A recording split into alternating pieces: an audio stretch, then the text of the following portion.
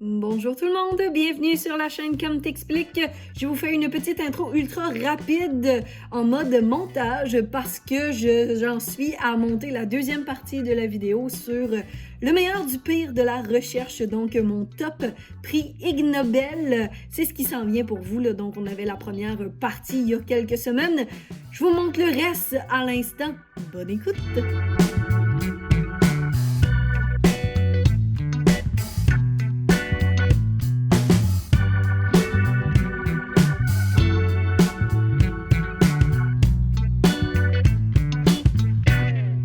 2006, le prix de cette année-là qui m'a fait de l'œil mathématique. Deux employés d'une organisation australienne pour la science et la recherche qui ont calculé le nombre de photos minimales qu'on doit prendre pour s'assurer que personne n'a les yeux fermés sur la dite photo. J'aime que ce soit, on est en 2006, donc ça fait pas si longtemps que ça que la photo prend une place importante dans nos vies, dans le sens que ça fait longtemps qu'on prend des photos, clairement, mais que les appareils numériques, par exemple, arrivent à disposition, les appareils jetables, tout ça, et les téléphones cellulaires qui commencent tout juste en 2006. On est à l'ébullition de l'explosion de la technologie, puis on se pose déjà ces questions-là. Parce que clairement, c'est une problématique importante dans la société. Les gens ferment les yeux quand on prend des photos. 2007, le meilleur du pire, c'est le prix de la paix qui a été remis à l'armée de l'air des États-Unis pour avoir créé la bombe gay. Alors, la bombe gay a été créée. C'est une bombe biologique, si on veut, qui disperserait un aphrodisiaque sur les troupes, rendant les gens supposément plus aptes à avoir des rapports homosexuels. Ah, les États-Unis. 2008, prix de la nutrition pour deux chercheurs qui ont étudié la sonorité de la nourriture. Et pour moi, qui est misophone, je trouve ça super intéressant. Celui-là, je le trouve pas drôle, je le trouve pertinent, puis je comprends pas pourquoi ils n'ont pas gagné un vrai prix Nobel, pour vrai. On arrive en 2009, le prix qui a marqué l'année, selon moi, dans les prix Ig Nobel, c'est le prix de la physique.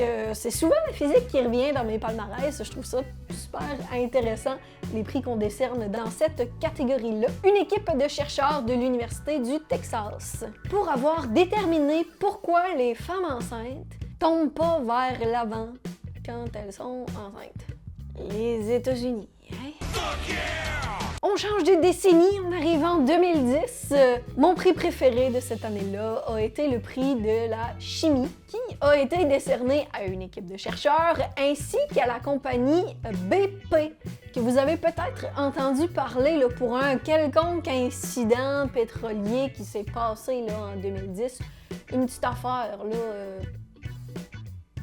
très subtile, on n'a pas entendu parler beaucoup. Là. Et donc, ils ont reçu ce prix-là pour avoir réfuté la vieille croyance que l'eau et le pétrole ne se mélangent pas.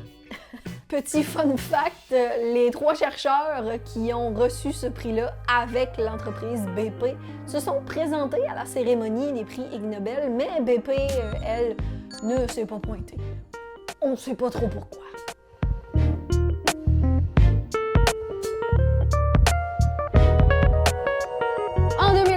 C'est le prix mathématique qui, pour moi, prend les devants parce qu'il a été remis à une belle gang de cocos qui ont en commun d'avoir tous prophétisé la fin du monde, tous à des années différentes.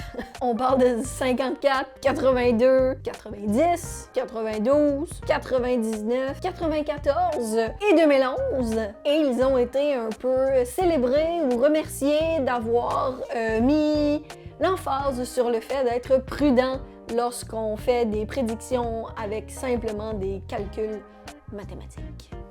2012, catégorie intéressante qu'il n'y a pas à chaque année, catégorie acoustique. pour deux chercheurs qui ont créé le Speech Jammer, qui est une machine qui perturbe la parole de quelqu'un en faisant ressortir le son avec un léger retard. Et donc, la personne est perturbée parce qu'elle s'entend avec un léger retard, ce qui vient tout mélanger la personne. Ouais, c'est ça, là, ils ont comme créé une machine pour faire expressément ça. Voilà. 2013, pour moi, le prix qui remporte la palme en 2013, c'est le prix de la catégorie probabilité, donc de la statistique, qui a été décerné à une équipe anglaise qui ont déterminé que plus une vache reste couchée, plus la probabilité qu'elle se relève augmente. Je vais à l'étable pour tirer ma vache, pas capable de tirer ma vache. Je vais répéter pour les gens dans le fond de la classe. Plus une vache est couchée longtemps, plus la probabilité qu'elle se relève augmente.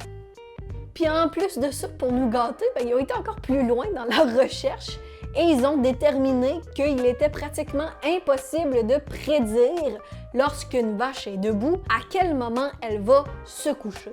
Donc l'inverse n'est pas prévisible en fait. On les remercie pour leur rapport à la science, hein, n'est-ce pas? Un bon chocolat chaud, un bon chocolat chaud. On continue avec 2014, Santé publique. C'est le prix qui a attiré mon attention avec une équipe de chercheurs nous provenant de la République tchèque, du Japon, de la Chine et de l'Inde qui ont effectué une enquête pour savoir si c'était mentalement dangereux pour un humain d'avoir un chat.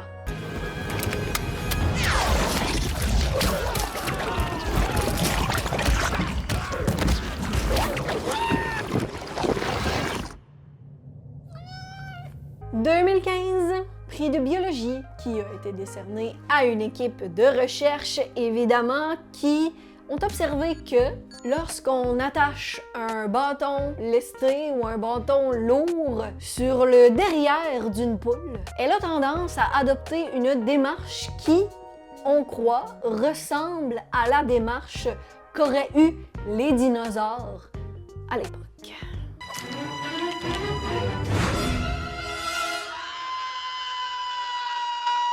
C'est pas des blagues, les poules descendent vraiment des dinosaures, ça c'est un fait, mais on a voulu peut-être aller plus loin dans comprendre les dinosaures et donc on s'est dit, mettons-leur une queue qui ressemble à ce que les dinosaures avaient à l'époque et c'est ce qui a été fait, donc voilà.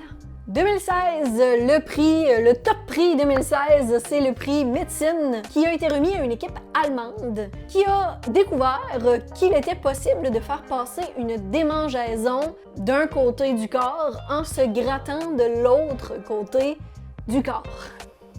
Donc par exemple, si vous avez quelque chose qui vous gratte sur le bras droit, vous pouvez vous gratter le bras gauche puis apparemment ça soulage la démangeaison. Ça peut être un truc intéressant à conserver dans votre petite boîte à outils si vous avez des trucs qui vous grattent que vous ne devez pas gratter. Donc voilà. Écoute, on les remercie, hein?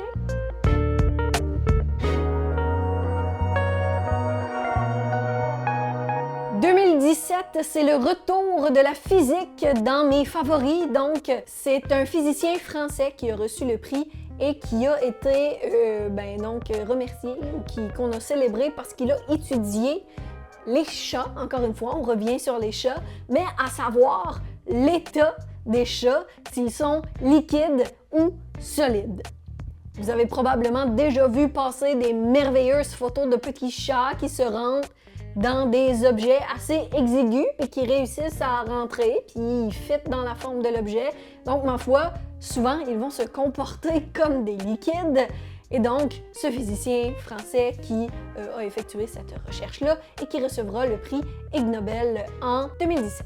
2018, le prix qui attire mon attention, c'est celui de la nutrition qui a été remis à James Cole pour avoir calculé qu'un régime cannibale est moins important en protéines qu'un régime omnivore ou carnivore typique. Ouh là là! Particulier, en tout cas. 2019, c'est le prix de la psychologie qui attire mon attention et qui est remis à un chercheur du nom de Fritz Strack pour avoir découvert que mettre un stylo dans sa bouche ferait sourire et nous rendrait donc plus heureux, mais par la suite, pour avoir réfuté sa propre découverte et se rendre compte que c'est pas pantoute le cas finalement. Non, mais tu sais, c'est bien d'être capable d'avoir du recul, de se re-questionner, de mettre les choses en perspective. C'est super intéressant. Et puis, on lui dit chapeau à cette charmante personne. Le prix de 2020, année de la pandémie, mon prix préf, Management. Dans le fond, le prix Management de 2020, il a été remis à 5 tueurs à gages qui ont tous délégué, un après l'autre, au suivant, leur contrat de meurtre. Et finalement, le contrat ne s'est jamais fait. 2021, double prix qui a attiré encore mon attention, deux prix qui, ma foi, se complètent. Prix de physique et de la cinétique, donc on n'est pas loin, c'est dans la même catégorie. Donc le prix de la physique qui est remis à une équipe de chercheurs qui ont mené des expériences pour comprendre pourquoi les piétons n'entrent pas en collision avec d'autres piétons de façon constante. Et le prix de la cinétique qui est remis à une autre équipe qui, de leur côté, ont étudié le fait que parfois, certains piétons vont entrer en collision avec d'autres piétons. Donc voilà.